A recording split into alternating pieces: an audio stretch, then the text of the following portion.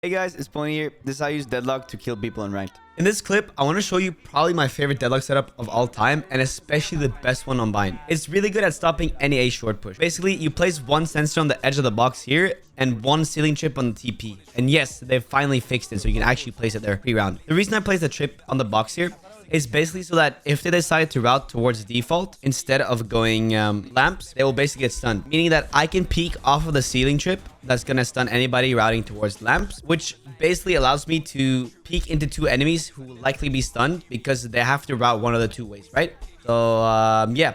The only problem with this is sometimes you will get one tap while stunned from like 30 meters away, but that's just part of life, okay? Don't worry about that. Stuns are very balanced in this game. Here you'll see why Deadlock is one of the best agents in clutch situations. Anyways, here we're playing Haven C-side attack and we're doing a C-split. And looking at their team comp, this is smart as it's basically impossible brute forcing C-long if they have an Omen and a Cypher, as Omen can just full blind all of C-long and Cypher is Cypher. So that's why we're going with a split into Garage as well. However, after trying to push side, they use a lot of util and basically separate our entire team and manage to pick them off. So we're left in a 2v3. Or 2v2 actually. Rip Cypher. Anyways, our Neon manages to die mid, so I'm basically left alone in a 1v2. And what's even worse is that they have a lot of map control because they know I'm at C, which means that they can take a lot of space. So I'm going to have to clear pretty much everything. After making my way back to mid, I decided to waste a little bit of time as I know the enemies will start to doubt if I'm still at C if I just waste a little bit of time. Because people are impatient in ranked. Meaning I can have a greater chance of getting onto a site where there is nobody. Which again makes it possible for me to plant and get into a position that's actually going to be beneficial for when the enemies start to retake. Anyways, I make my way onto C. And before I even think about planting, I make sure to clear sight as you don't want to have an enemy spawn on you when you're planting.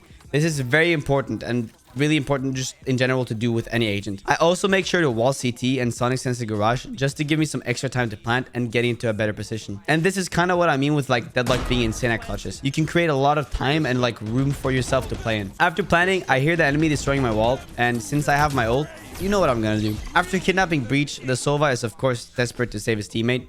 So what does he do? He walks straight into my Sonic Sense the Garage. Easy clutch.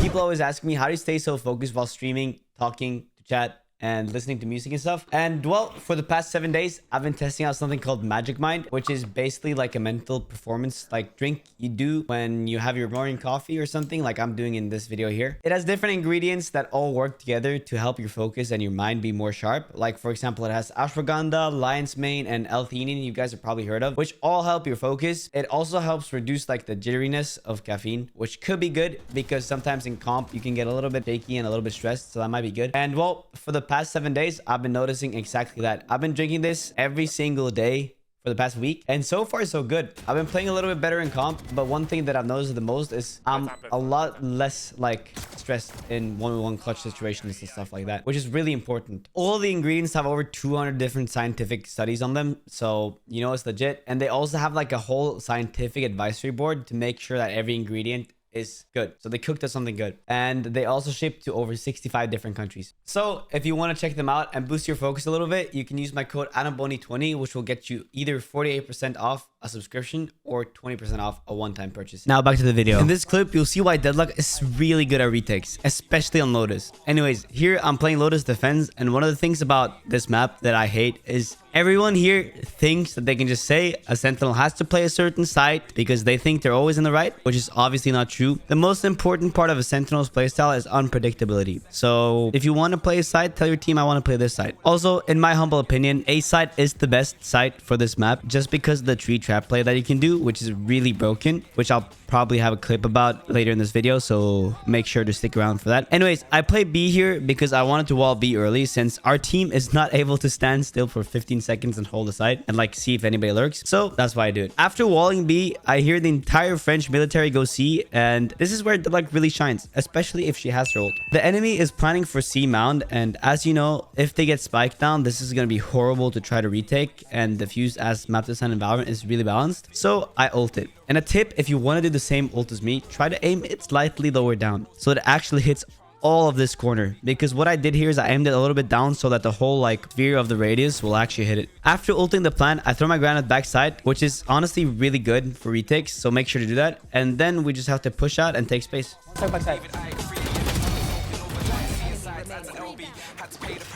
Also, all these clips are taken from my Twitch. Please stop by. I'm desperate.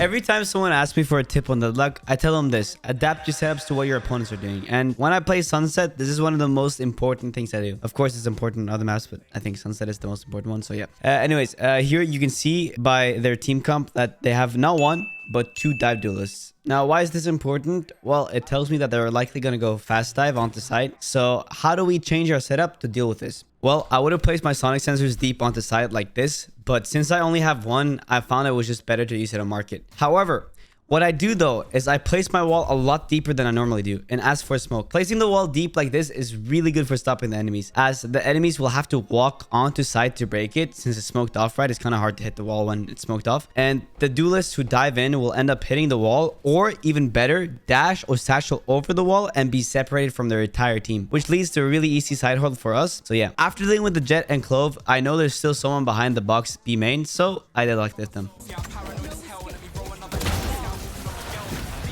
In this clip, you'll see one of the best ways to utilize the Deadlock ult. Here, we're going for a fast A push, and as the good duo I am, I try to hold my Gecko while he uses his thrash. And well, I managed to catch Reyna off guard. After taking out Reyna, I grab the ult orb, so I have my ultimate, and wall screens, so that way they're funneled onto going backside instead of pushing towards where I am right now. Also, a common mistake I see a lot of people is they don't grab the ult orbs. They're basically a free kill, so grab them if you can. Please. Thank you. After our team plants, I go to hold flank for a bit, as none of my teammates are doing it, so I take one for the team. Another added benefit of this is that I have ult, so I can just play post plant from the position I already have. So yeah, after a bit, I pop my ult, and this is where it really shines. I basically just use it as a way to stall for a lot of time, as the enemies will not want to tap the spike when I have it open. It's kind of like a race ult. Then, just before the timer runs out, I shoot my ult and manage to grab Sova. Then, all I have to do is granite the spike as I heard him tap and sneak my way over to Viper. Back. Hey! Here we're playing Sunset Attack and we're going B. And tell me guys, can you guess what we're gonna do after planting the spike? Can you guess it? Will we A, hold their push from site, or B, play post plant spam from B main? If you guess post plant spam, you're correct. Anyways, after planting on site, I placed my wall market and placed a trip on the spike. So if they tap the defuse, I can either one, ult them or spam them, as they are kind of immobile when they're stunned. After a while, the enemy smokes us off and I hear them pushing towards B main. So I granite them to be able to spam them inside the smoke if they are there, because they can, like, they will make a sound cue, right? And right as I do that, they tap the spike. So that's my cue to ult it. And yeah, I just have to hold the ultimate a little bit and win us the round.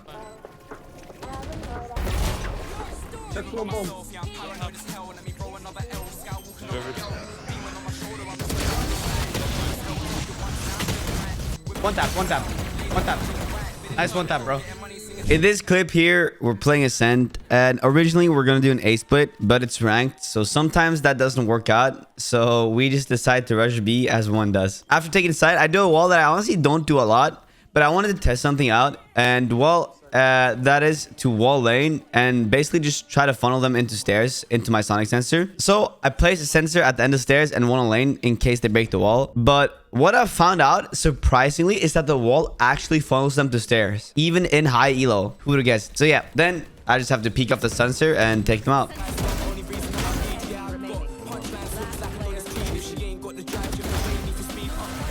Newton's third law says every reaction has an opposite and equal reaction. And well, that's my favorite way of using the Deadlock ult. Here we're playing Lotus, and as you probably know, one of my favorite ways of using the granite early here is on Mound. But since we have a fade, I decided to save it for site. Also, remember to grab ult orbs like I do here. It's basically just like one free kill, so try to always grab it. After pushing up, their Deadlock throws a terrible wall, which is broken in 3 seconds. If you want to wall Mound, wall it like this so you can have a better sideline of the attackers and so that it isn't as easily breakable. You should have watched my videos. After breaking the wall, the killjoy decides to ult for some reason, so we just wait it out and re-clear Mount.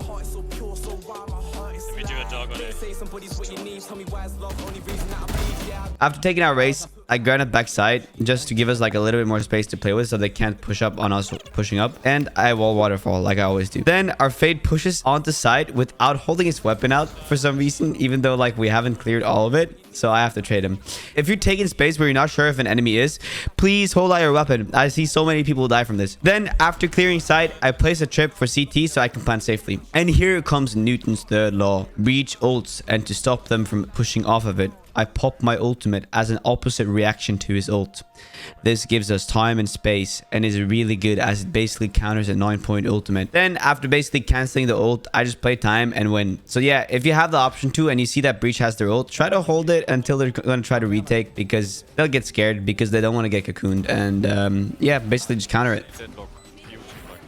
Here, I want to show you possibly the most broken trip in the game. Shout out to Elok for finding this. You basically place it at the bench here where it goes towards showers, making it unbreakable for anyone pushing it and also almost unhearable. So enjoy it. Anyways, after the round starts, you guys know I usually wall showers, but this time I want to bait the enemies into going to showers. So I throw my wall short instead. After they break the wall, I hear them fast push towards lamps. So I throw my ground net. And a great thing I've learned through a lot of playtime with Deadlock is kind of hearing where they are when they try to take off their ground net. So that's an easy kill on Jet. After taking out Jet, their push now is basically completely frozen. So all I have to do now is to bait sound and showers and make them push the unbreakable trip. Easy.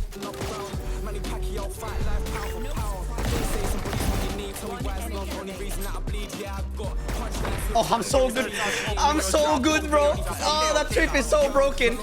In this clip here, we're playing Ascent, and you know how boring Ascent strats are. So, well, we take mid. If my team isn't our taking mid, I always try to grab it short just so we're able to push up without having to worry about a guy peeking out of the smoke short, which has happened like a million times because like I'm Reyna, I can kill someone and get out quickly. I'm Jet, I can kill someone and get out quickly. You know how it is. After taking mid, we just hold it for a bit as the enemies have always been very aggressive and very impatient. And well, it turns out great. After putting a lot of pressure mid, we then go back to B as our Cypher has already lurked up to Narnia, as you might see. So we make our way back. After taking out Clove, they ult, and I low-key don't want to deal with them in case the Sova pushes us as well. In reality, I just didn't want anyone to steal my ace. So I just ult them. Then I just have to deal with the Sova who's trying to break my wall. And well, easy ace, right? I need the ace, bro. Let me have the ace, please, please, please, please. No! No! What the fuck, bruh? Here, you see why Deadlock is low-key the most goated post-plant agent. After pushing up Mound, I do my normal wall waterfall and take side, and then we have to prepare for the retake. I place my chips very deep this time because I low-key just want to capitalize off of them fast pushing and like fast retaking. So yeah. After taking out the stun race, I immediately ult as we're still in a man disadvantage, so I want to try to lessen their push and also to create some time and space for us. Finally, I just have to wait for them to push me because I'm Terminator and take out the rest. Sorry that this video took so long to make, but if you liked the video, please subscribe. I'm also doing a giveaway of the Singularity 2.0 bundle on my Twitter, so if you want to check it out, it'll be in the description.